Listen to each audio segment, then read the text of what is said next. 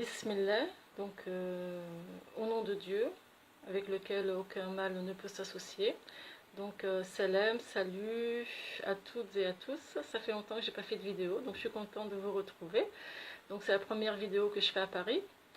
Dans un premier temps, pour vous souhaiter, Inch'Allah, un bon mois de Ramadan, bien béni, avec des invocations qui seront acceptées. Le but de cette vidéo, c'est en fait de faire le lien entre le Saint-Coran et les différentes méthodologies, explications et méthodologies que je propose sur ma page Le Recueil des Savoirs. Alors j'utilise le mot « je », je suis obligée parce qu'en fait c'est un avis personnel, comme ça, ça ne rend responsable que moi-même de ce que je peux dire, voilà. Donc pour ceux qui ont déjà écouté mes différentes vidéos, je propose donc des explications et des méthodologies face à trois maladies qui touchent notre époque. Donc dans un premier temps le sevrage, c'est-à-dire l'explication des difficultés d'un sevrage, des difficultés de la dépendance, plus une méthodologie pour s'en sortir. Et ensuite, un bien-être, une technique, une explication et technique de bien-être psychologique. Et la ruqya, c'est-à-dire se soigner avec les versets du Saint-Coran et des invocations que le prophète sallallahu alayhi wa sallam disait. Et d'utiliser aussi les médecines traditionnelles et prophétiques. Donc le lien, c'est en fait de faire le lien avec tout ce que je propose sur cette page et dans le Saint-Coran. Ce qui est le miracle en fait de notre époque, c'est que Allah subhanahu wa ta'ala a mis dans un volume, c'est-à-dire le Saint-Coran, l'explication de toute chose. Et ça, c'est vraiment le miracle qui ne demande aucun autre miracle en fait, pour ceux qui ont des yeux pour voir, en tout cas. Allah nous dit dans le Saint-Coran que le Coran explique toute chose et c'est vrai. Alors il y a deux solutions, soit on ne trouve pas ce qu'on cherche dans le Saint-Coran et ça veut dire qu'en fait on ne l'a pas encore compris tout simplement, ou soit on évolue, on cherche, on trouve donc des explications qui vont ensuite par la suite confirmer ce qui se trouve déjà dans le Saint-Coran.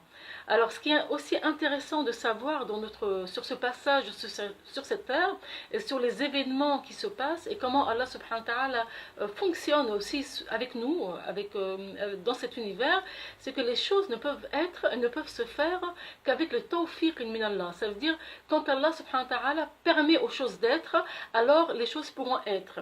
Et quand Allah subhanahu wa ta'ala permet aux choses d'être, alors il y a un voile qui s'enlève, il y a le dévoilement, et ce dévoilement ouvre la porte à la compréhension de l'homme, à la chose visée. Ce qui nous permet donc de trouver ensuite des explications et des méthodologies pour pouvoir soigner des maladies, etc. etc. Et la plupart du temps, on va trouver toujours une explication dans le Saint-Coran.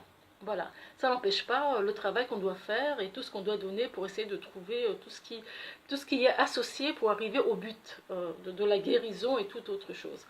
Alors le lien que j'ai voulu faire encore, c'est revenir en fait avec les méthodologies que je propose pour ces différentes maladies que j'ai citées tout à l'heure. C'est qu'en fait au début donc je pensais faire 3 livres différents, donc pour chaque maladie une explication avec une méthodologie, et puis par la suite si Allah le permet, c'est toujours Allah subhanahu wa ta'ala qui permet, rien ne pourra être si Allah subhanahu wa ta'ala ne le permet pas, donc j'espère qu'Allah le permettra. C'est en fait de faire un seul livre avec comprenant en fait tout ce que je souhaite dire, Inch'Allah, tout ce que je souhaite proposer. Alors, ce qui est hyper intéressant aussi, c'est que pour chaque explication et méthodologie que j'ai pu proposer, on peut en revenir au Saint-Coran, et on trouve en fait que le Saint-Coran donne la meilleure, le Saint-Coran et aussi les explications de la tradition prophétique. Ça veut dire comment le prophète sallallahu alayhi wa sallam a fait les choses, comment les versets ont été révélés, et comment le prophète sallallahu alayhi wa sallam a suivi, quel a été son comportement, qu'est-ce qu'il a pu dire face à différentes situations, etc. Donc ça c'est la perfection. Si on en revient au sevrage, alors le sevrage, alcool, drogue, médicaments, donc j'explique sur les vidéos qu'il y a une seule et même méthodologie de fond. Voilà. Après, on peut faire face aux différents symptômes, aux différents dégâts Voilà, donc on va soigner les différents dégâts par les différentes méthodes qui sont adaptées. Mais le temps et tout ça, le temps et la méthodologie sont les mêmes en fait, pour toutes les dépendances. Voilà, c'est comme ça, on est créé comme ça. Et Allah subhanahu wa ta'ala nous a donné l'exemple de l'alcool, donc du vin ou de ce qui peut enivrer. Voilà, il nous a donné un exemple et Allah subhanahu wa ta'ala a procédé en invitant déjà les gens, parce qu'à l'époque du prophète sallallahu alayhi wa sallam, les gens buvaient beaucoup de vin, voilà, ils étaient habitués à ce qui pouvait les rendre un peu saouls. Et Allah subhanahu wa ta'ala leur a proposé déjà le tawhid, c'est-à-dire revenir vers lui, vers l'adoration d'un unique et seul Dieu. Donc par cette compréhension, par ce cheminement-là, il y a des portes qui s'ouvrent à l'esprit, au cœur et tout ça. Et donc il y a une éducation intérieure et extérieure qui se fait naturellement. Et c'est seulement à l'époque de Médine, donc plus de 10 ans après la première révélation, qu'Allah subhanahu wa ta'ala a commencé à révéler des versets, au début demandant de s'écarter de tout ce qui peut rendre ivre, jusqu'à l'interdire complètement. De ce fait, les gens donc avaient déjà une éducation spirituelle, il leur manquait juste une éducation pour diminuer progressivement et puis ensuite arrêter. Et ce que je propose moi en fait dans la méthodologie, explication et méthodologie des sevrages, c'est qu'en fait 6 mois pour se sevrer donc de la substance physique, mais qu'en fait il fallait aussi se préparer psychologiquement à une vie qui ne soit pas la même que la précédente, parce que si on prend le temps de se sevrer bien et ensuite on repart vers ce qui à la base nous avait poussé vers toutes ces dépendances, voilà, c'est-à-dire on fait les choses pour rien, on perd du temps pour rien et c'est souvent ce qui arrive. Donc le but c'est quand même de changer de vie, de réfléchir, et c'est pour ça que je propose aussi un suivi psychologique. Enfin je ne veux pas utiliser ce terme parce qu'il est un peu professionnel dans le monde aujourd'hui, donc je vais dire bien-être psychologique. Donc on en revient en fait, on en revient toujours à la meilleure méthodologie qui est celle du Saint-Coran et de la pratique du prophète sallallahu alayhi wa sallam. Voilà, pour la partie du sevrage alcool, drogue, médicaments.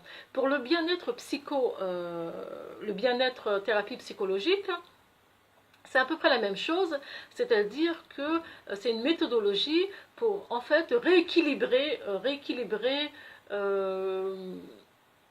les émotions en fait, les émotions les blocages, les émotions et aller au-dessus.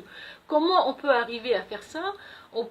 Quand c'est du domaine du psychologique, c'est-à-dire quand c'est du domaine de ce qui a été, de l'émotion, et non pas du domaine physique. Dans ces cas-là, ce sera plutôt des hijama et tout ça et tout ça. Mais quand c'est du domaine du psychologique, de ce qui a été, du passé, de ce qu'on n'arrive pas quand on n'arrive pas à aller au-dessus de quelque chose, quand il y a des blocages face à une incompréhension, quand il y a des blocages parce qu'il n'y a pas le juste milieu, et ben le fait d'en parler